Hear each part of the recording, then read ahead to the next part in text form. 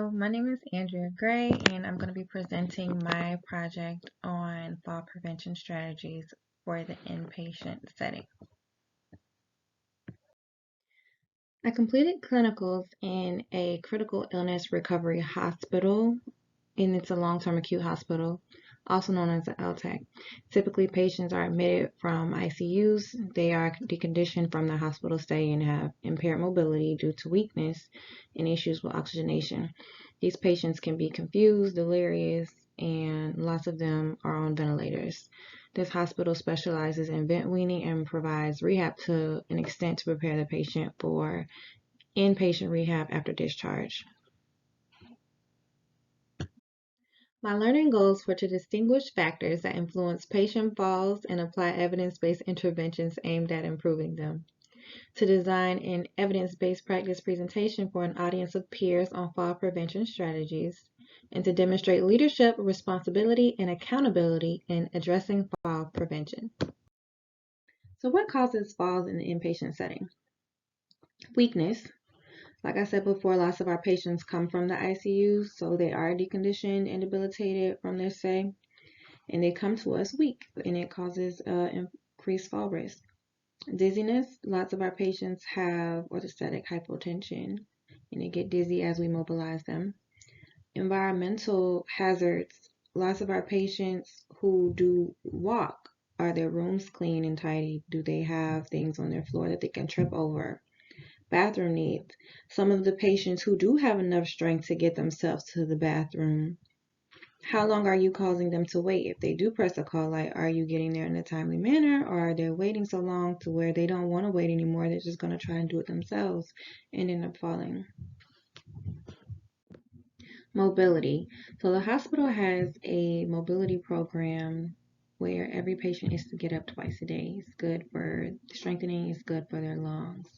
Many of them require more than one person to get them up, and sometimes we have inadequate staff. So sometimes you may find someone trying to mobilize someone by themselves when they really need 2 or 3 people, and that's a no-no. That's a risk for the patient and a risk for the staff. Bed height. So we all get busy, and sometimes we're in a hurry, so we do our care, and sometimes we forget to leave the bed lowered and we leave it up in the air, and then that's a risk. Not using rails. Most of the patients like to have their rails up. They feel like it gives them security when they get anxious about falling on the floor. But again, if you're in a hurry and you're not careful, you can forget to let the rails back up. Not locking the wheels of the bed or the chair. If a patient goes to sit in the chair and the wheels aren't locked and the chair slides back, there's your fall. I've even heard of sliding a patient from a bed to the chair, and the chair wasn't locked and it slides, and then the patient ends up on the floor. And most of our patients are confused, so they are all over the place. They just do whatever they feel like doing. If they want to climb out of bed, that's what they're doing. And then incontinence, for the patients who are confused and can't verbalize that they need to be changed, they're kicking their legs all over the place because they're just uncomfortable and they need to be changed. And lack of equipment could be as simple as not putting footrest on a wheelchair. I've seen a patient slide out of a chair and have a head injury because she didn't have footrest on the chair. So the best practices to prevent falls found in the research was sitters, which are just the people who sit by the doors and watch the patient, making sure that they're not going to get up and fall. Intentional rounding, going around to each room, being intentional about making sure that they have everything that they need, making sure that they have their call light. Are they clean? Do they need to go to the bathroom? Risk assessments, addressing the risk with interventions, are just fall risks that are completed every day, and it addresses why they're a fall risk, and it addresses what interventions are you putting in place to prevent those falls. Fall risk warning signs are just some type of symbol in the room that lets us know, are they a high fall risk? Are they more stable? Exit alarms. We have bed alarms, chair alarms, pad alarms that are going to alarm when the patient is getting out. and patient education, which is really important for your patients who are alert and oriented and they have enough strength so where they feel like they can make it to the bathroom, but you really want to educate them about, pressing the call light and waiting for someone to come assist them so they don't fall. So, in comparing what I read in research to what was going on in clinicals, the hospital does have icons in place. Upon admission, each patient is assessed for their mobility level. It could be level 1, 2, 3, or 4. Level 1 is bed rest. Level 2 means that they can get up in a cardiac chair, which just means we slide them over into a chair that can flatten like a stretcher, and then we can sit it up into a chair position. Level 3 means that they can stand and pivot into a wheelchair, and then level 4 means that they can walk, whether it be with a walker or independently. They have things on the wall to help determine what level they are, and you can just flip it over. It's very easy to see and notice when you walk into the room. This actually has the same colors like here on the slide. And they have bed alarms and chair alarms. Each bed has a alarm on it automatically, and then the chair alarms we put in each chair before we get the patients up. Sitters come into play with our high fall risk patients who we can't restrain, but they're just climbing out of bed and stuff. They will sit in the room with the patient, or sometimes if we have multiple fall risk patients, we'll put them together, and then the sitter can sit in the hallway and watch both patients at the same time. It is the more expensive route. I read that hospitals can spend around $1 million annually on sitters. So while it's more expensive, sometimes it's necessary depending on the situation. Intentional rounding. So they have an Amplion system, and this system has a big screen on the wall, and it alerts you if you haven't been in the room within the hour. There's buttons in each room that you have to press each time you go in a room to say that you rounded. If you don't, it'll highlight on the board. And also we have phones that it will ring to your phone to let you know that it's time to go in and check on the patient, or it's time to go in and turn the patient. And so it's a big deal to corporate because they're always watching our times, and so they do have that in place.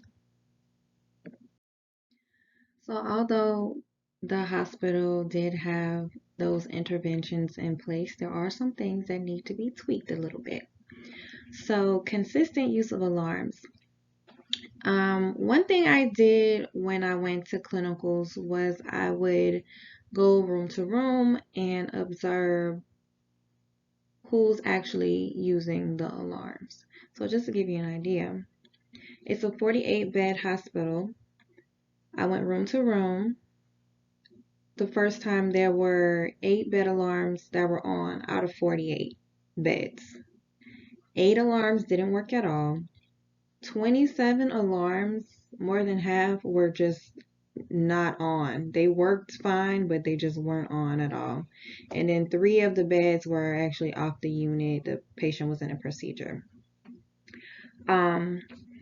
So that's something that I addressed during safety huddle when I presented my peers and managers with the presentation. Also just letting them know like this is what's going on and this is what we need to change. Actually making rounds intentional. Lots of the time people are busy and they will see that the Amplion board is lit up like we need to round on this whole hallway. And instead of going into each room and being intentional, they're going in, they're pressing the button, they're coming out. They're going in the next room, they're pressing the button, they're coming out. They're not actually checking on the patient to see what they need. They just want to press all the buttons to get the response time down and then go back to whatever they were doing. Working equipment.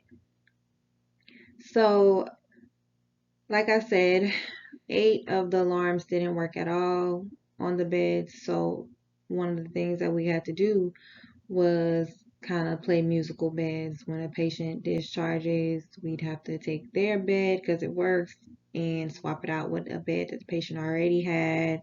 It was a lot of work, especially for the patients who can't walk. We have to slide them into the chair, move their bed out, get another bed, swap it out. It was a lot of work, but we had to do that. And for the ones that we couldn't get beds, just because we are at capacity at the hospital, we had to use pad alarms. So we just put pad alarms under anybody whose bed did not work until we can get it fixed.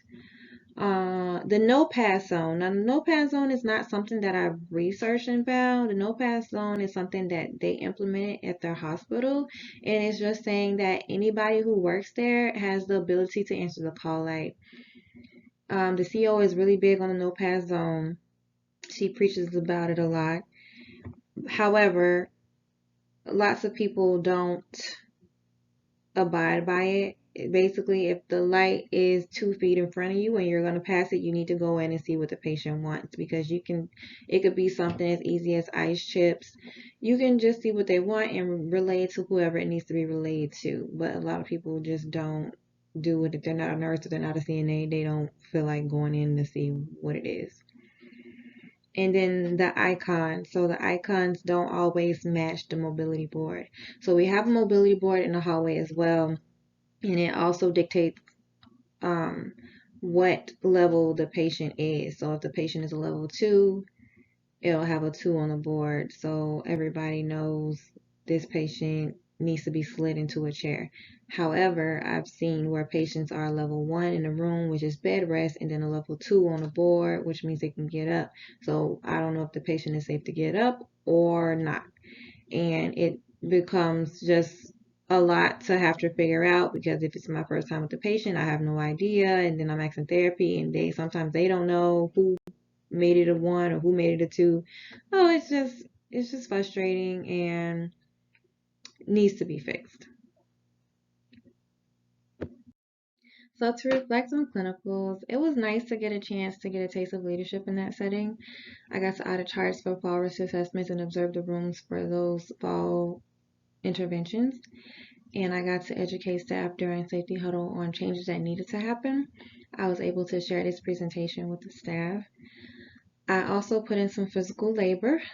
Like most of the time, it is us staff nurses having to do the bed swaps, and also bring the broken equipment to management's attention so they can get it fixed. When I began clinicals, there was 1 fall on record for October, and for this month, we are still currently at 0 falls. So despite the changes that need to be made, we are doing good in that part.